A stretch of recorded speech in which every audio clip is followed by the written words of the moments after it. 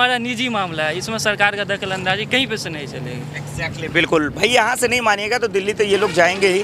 अब सवाल ये है कि भाई जो तमाम युवा कह रहे हैं, कारी साहब सवाल ये है कि लोग तो कह रहे हैं कि भाई बिल मानना तो पड़ेगा ही, चाहे इलेक्शन का बहाना कर लीजिए, कुछ भी कर लीजिए, ये काले कानून आपको वापस लेने का क्या लग रहा है, कोई फ़र्क पड़ेगा?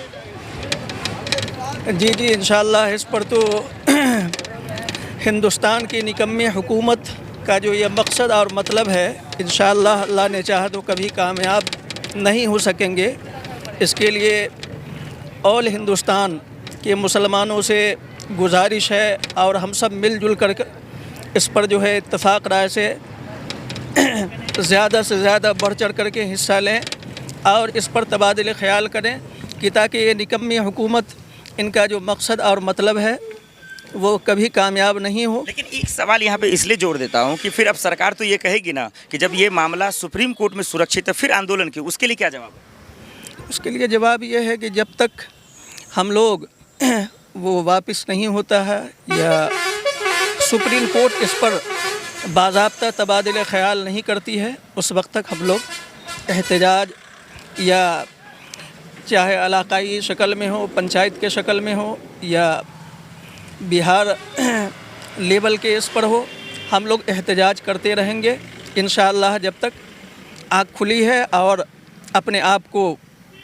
आदमी ये है। ठीक है, लेकिन सवाल बिल्कुल ये कहना सही है कि भाई सुप्रीम कोर्ट में मामला तो है, फिर आप कहेंगे आंदोलन क्यों? तो भाई आप तो सुप्रीम कोर्ट तो योगी जी को फटकार लगाता, फिर भी बुलडोजर चला ही जाते हैं। सीएम रेखा को मना किया जाता है, स्टे लगाया जाता है, तब भी आप जुग्या उजाड़ ही देते हैं। तो फिर आप ये पे यकीन कैसे किया जाए, आप पे विश्वास किया जाए कैसे, ये सबसे बड़ा सवाल है। यहाँ पे तौकीर मेरे साथ मौजूद है। वक्फ बोर्ड को लेकर जो आप पटना जा रहे हैं, क्या कोई फ़र्क पड़ेगा इन हुक्मरानों को, क्या वापस होगा ये बिल? जिस तरह हम लोग हम ही नहीं, इस तरह से अभी 6-7 बस हमारे एरिया से जा रहा है और भी बहुत सारी मुख्तलिफ़ जगहों से मुख्तलिफ़ लोगों ने मतलब मुख्तलिफ़ लोग इसमें मुब्तला है और इंशाल्लाह हम लोग जिस मकसद से जा रहे हैं उसमें उस मकसद में इंशाल्लाह ज़रूर कामयाबी हासिल होगी। इसलिए कि कोई भी चीज़ हमारी चीज़ है, उसका ज़िम्मेदार दूसरा क्यों, उसका ज़िम्मेदार हम खुद हैं और उसको मुझे पता है कि उस चीज़ को मुझे कैसे चलाना है। और वो कोई भी हुक्मरान हो, चाहे वो नरेंद्र मोदी जी हो या हमारे राज्य के मुख्यमंत्री श्री नीतीश कुमार हो, वो कौन होते हैं हमको बताने वाले कि तुम इस चीज़ को ऐसे चलाओ? जनता ने चुना है उनको, वो कौन होते हैं कि क्या मतलब है? जनता ने चुना है उनको, वो हमारे चीज़ को वो सत्ता पे है, वो हमारे चीज़ को कौन होते बताने वाले कि आप इस चीज़ को, ये मस्जिद है इसमें 10 नहीं वो चंदा वहाँ से आएगा, ऐसा वो कौन होते हैं? उसमें जो कोई भी पैसा आएगा या जिस तरह से अभी माजी से लेकर हाल में और आने मुस्तकबिल में भी वो चीज़ हम लोग करते रहेंगे इंशाल्लाह, तो वो कौन होते बताने वाले? और मुसलमानों को बहुत उम्मीद थी चंद्रबाबू नायडू से, नीतीश कुमार से कि मुसलमानों का साथ देंगे। जब बिल पे वोटिंग हो रहा था तब वो भी पीछे हट गए। क्या नीतीश कुमार ने धोखा दिया मुसलमानों को? ये इसमें बताने की कोई बात नहीं, क्योंकि सबको पता है कि हकीकत क्या है। और ये बिल्कुल है कि उन्होंने अभी तक किसी भी लोगों का कोई भी भला नहीं किया, खास करके मुसलमानों का। ये सिर्फ एक वोट लेने के लिए उन्होंने कहा कि हमको ऐसे है वैसे है करके और जनता को गुमराह करके अपने वोट को बनाया, बस ये, और कुछ भी नहीं। तमाम युवाओं को आपने सुना, समझ गए होंगे कि दरअसल इस बिल को क्या लग रहा है। आखिर नसीहत क्या होगी? क्या ये जो ताकतें हम लोग जा रहे हैं, क्या जीत होगी आप लोगों की? इंशाअल्लाह जरूर कामयाबी मिलेगी हम सबको। क्या लग रहा है आप लोग जो जा रहे हैं सब लोग की जीत होगा सर? वक्फ बिल वापस होगा वापस इंशाअल्लाह। चलिए आवाज़ सुन लीजिए, एक बार बोल दीजिए जोर से। अब जो आज देश के जो वज़ीर आज़म ज़रा कान खोल के सुन रहे हैं, आप 56 इंच का सीना उनको दिखाएंगे जहां आपका चलता है।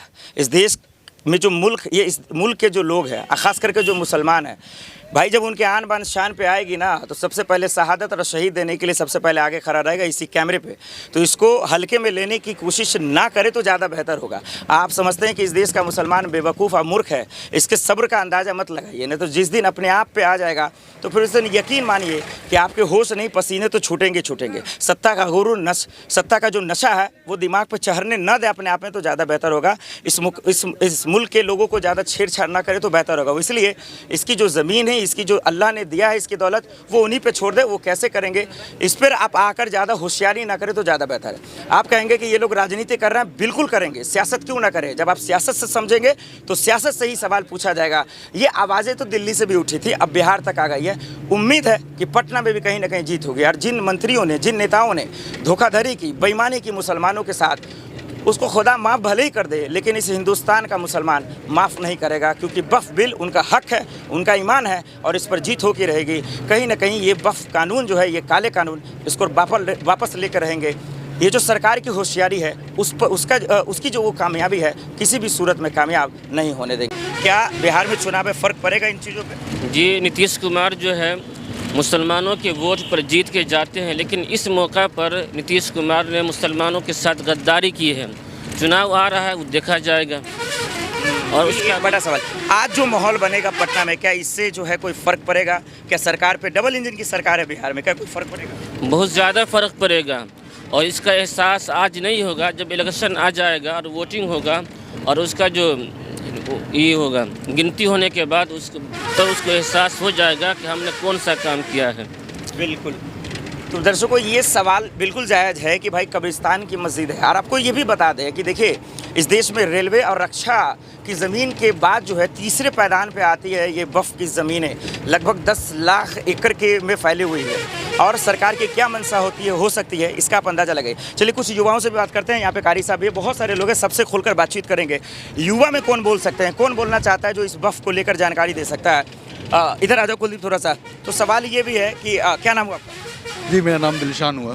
दिशान भाई, ये जो वक्फ है, जो पटना में आप लोग जा रहे हैं, क्या समझते हैं इससे? और सरकार जो कानून लाई, उनकी क्या मंशा है, उनका क्या इंटेंशन है, और आप क्या समझते हैं? सरकार का सीधा इंटेंशन है कि जो हमारा वक्फ में जो प्रॉपर्टी को डोनेशन दिया गया था, चाहे वो कब्रिस्तान हो, चाहे वो मस्जिद हो, चाहे वो मदरसा के खिलाफ में जो भी चीज़ दिया गया था, उस चीज़ को तो सरकार क्या करना चाहती है कि इस चीज़ को अभी उस चीज़ में अपना रूल रेगुलेशन डाल करके कल वो हमारे प्रॉपर्टी को बोलेगी ये आपका प्रॉपर्टी नहीं है, ये प्रॉपर्टी गवर्नमेंट का, तब हम क्या जवाब देंगे?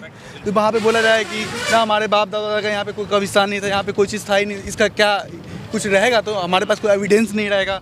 तो इसको लेकर के सरकार अपना नियम लागू करना चाह रही है कि यहाँ पे ये प्रॉपर्टी, उस सीधा सरकार का नियम है कि इस प्रॉपर्टी को वो अपने अंडर में लेना चाह रही है, चाहे उस प्रॉपर्टी पे वो रोड ला दे, चाहे कुछ भी ला दे, वो अपना प्रॉपर्टी आ जाए। आपकी बातें हमें समझ में आई, जो लोग वीडियो देख रहे हैं उन्हें समझ में आई, लेकिन देश के जो वजीर आज़म है उन्हें क्यों नहीं समझ में आती है? जहाँ जा रहे हैं वहाँ के मुख्यमंत्री नीतीश को क्यों नहीं समझ में आती? नीति देखिए, इंडिया का तो मामला सबसे गंदा मामला पॉलिटिशियन है, सबसे गंदा मामला पॉलिटिक्स का। पॉलिटिक्स में क्या है, हिंदू मुस्लिम करवा करके मामला ख़त्म, हर चीज़ का बीच से मामला ख़त्म हुआ ना। देश में एक तो सबसे गंदा मामला एजुकेशन का मामला है। एजुकेशन के मामला में आप जाइए, कॉलेज हो, स्कूल हो, हिंदू मुस्लिम में बात ख़त्म हो जाता है। यहाँ तक तो छोटा बच्चा है जो 5 क्लास का सीधा बोलता हम सनातनी है, तो बोलता हमारा धर्म इस्लाम है, कोई बोल रहा हम हमारा धर्म। तो यहाँ एजुकेशन क्या प्राप्त करेगा लोग? क्या नीतीश को कोई फर्क पड़ेगा? क्या उन्हें अकल आएगी? क्या उन्हें समझना चाहिए था? उनको कोई फर्क नहीं पड़ेगी, उनका तो राजनीति क्या। अभी मान लीजिए, अभी थोड़ा सा आवाज़ बात ही माना जाएगा किसको, इलेक्शन को लेकर। इलेक्शन खत्म होगा, देखिएगा उसके बाद क्या करेगा वो लोग। तो ये जो लोग हैं, जो सरकार के समर्थक हैं, वो लोग कहेंगे भाई आप लोग सियासत करने जा रहे हैं, इलेक्शन का वक्त है। तो अभी इलेक्शन को लेकर के तो वो हमारा तो हर बात मानेंगे। इलेक्शन के बाद देखिएगा फिर आप। नहीं, आप लोग कहेंगे राजनीति कर रहे हैं वक्फ बिल को लेकर, तब क्या कहेंगे? ऐसे कैसे राजनीति कर रहे हैं? जो हमारा प्रॉपर्टी हम लोग के बाप दादा का दिया हुआ है, तो वो प्रॉपर्टी है। जिस प्रॉपर्टी को वक्फ के लिए जिसको ताउद किया गया है, तो वो प्रॉपर्टी को फिर इधर उधर किया जाएगा, तो फिर उसका क्या रहेगा? उसका जिम्मेदारी कौन लेगा? एग्जैक्टली। ये इसमें कोई शक की बात नहीं है कि भाई हेरा फेरी करना आपकी फितरत है, लेकिन मुसलमानों के खून में नहीं है। इस बात का अंदाज़ा आप लगा लीजिए, नहीं है तो आपको समझना ही पड़ेगा। इधर से कोई युवा बोलना चाहेंगे? आप लोग में से कोई आप बोलेंगे वक्फ क्या सरकार पे कोई फ़र्क पड़ेगा? क्या वो रद्द करेगी, वापस लेगी? जी, अगर इलेक्शन का माहौल है तो सरकार को, ये हम लोग जो प्रोटेस्ट कर रहे हैं उसके लिए पटना जा रहे हैं गांधी मैदान, तो हम लोग जो ये प्रोटेस्ट के लिए आते हैं, इससे सरकार को तो फ़र्क पड़ना चाहिए, उनको निर्णय लेना चाहिए कि ये कैंसिल करें, और ये नहीं कि अभी कैंसिल करने का बोल दे फिर बाद में ना करे। उसका कोई इलेक्शन को लेकर के क्या पता अभी कैंसिल कर दिए, बाद में बोले कि कोई कैंसिलेशन ही नहीं हुआ है। यहाँ तो हर मुद्दा को दबाया जाता है, चाहे कोई मुद्दा हो। वफ विल का मुद्दा आया बीच में, पहलगाम अटैक वाले मुद्दा में, वहाँ वो ऊपर हुआ। अब देखिए वहाँ अब दूसरा कोई मुद्दा ऊपर होगा तो तीसरा मुद्दा छुपाया जाएगा। एक मुद्दा को छुपाने के लिए दूसरा मुद्दा को यहाँ पैदा ही कर दिया जाता है, चाहे वो मामला स्क्रिप्टेड, हर चीज़ स्क्रिप्टेड है, पहले से प्लानिंग होता है हर चीज़ का। सब लोग तो कहता है 56 इंच वाले मोदी जी है कैसे हर चीज़ का प्लानिंग है, हर वो चीज़ स्क्रिप्टेड है, स्क्रिप्ट लिखा हुआ पहले से कि इस मुद्दा को दबाने के लिए, इस मुद्दा को पैदा करना, चाहे जो हो जाए। अभी महाकुंभ हुआ हिंदू लोग में, तो कहाँ गया वो इतना आदमी गया, किसी का एविडेंस कितना 1700 कैमरा 1800 कैमरा था, एक भी है आपके पास, एक भी वीडियो, एक भी प्रूफ है, कुछ है? कोई प्रूफ नहीं है। जनता मर रही है, चाहे वो हिंदू हो, चाहे मुस्लिम हो, चाहे कोई हो, बट एविडेंस कुछ नहीं मिलेगा आपको। सरकार हर चीज़ को दबा दिया जाएगा। यहाँ राजनीतिक चलता है जिंदा, बस बात खत्म, और कुछ नहीं है। राजनीति चलता है और यही वजह है कि लाशें बिछा दी। जी बोलिए। हाँ, क्या बोलेंगे आज को लेकर, क्या बोलेंगे? आज पटना जा रहे हैं, अगर वहाँ नहीं कैंसिलेशन हुआ वक्त बिल तो आगे दिल्ली तक जाएंगे, जहाँ तक जाना होगा जाएंगे, जितना करना होगा। आज शांति से प्रोटेस्ट कर रहे हैं, आगे चल के इससे भी विरोध प्रोटेस्ट करेंगे, लेकिन इस बिल को वापस करवा करके, इस बिल को कैंसिल करवा करके रहेंगे। सरकार की इसमें नहीं चलेगी।